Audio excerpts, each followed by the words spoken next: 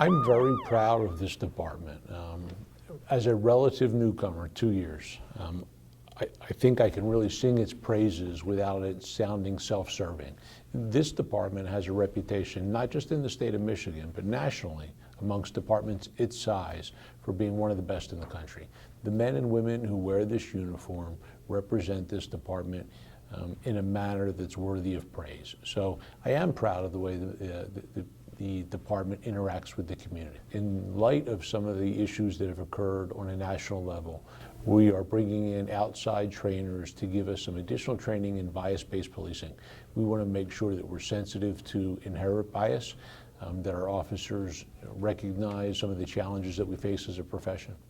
One of the most recent things we've done is body-worn cameras for all officers. So that meant going out and purchasing 300 body-worn cameras. We've had cameras in our cars for years and years. So this is not new for us. What's new is the ability to record away from the cars. So our officers, I believe, have been conducting themselves in a manner in which they would want to be recorded for a long time. This just expands that footprint.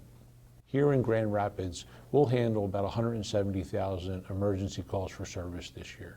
At the same time, we may end up with, I believe last year's count was about 60 complaints.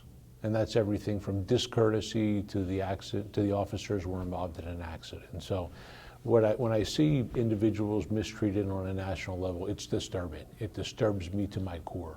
I've spent my entire life in public service. I'm the father of a police officer and the son of a police officer. So this isn't just what I do, it's who I am. So I take it very personal, but I also take a lot of pride in the profession, and I think overwhelmingly we do good work more often than we do bad work. Three things that we've got going on right now. One is the additional training that will be starting in another month or two. We're going to do a study of our traffic stops.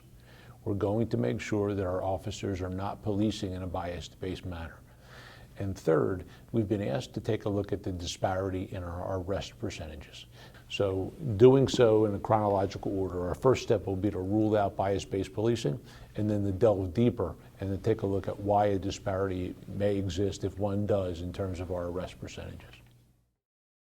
What I see for the future for the young men and women here in Grand Rapids is the same future that I see for the city, which is expansion, growth, economic opportunity. I hope that we are doing a good job at training people to step into those roles to be productive members of our community.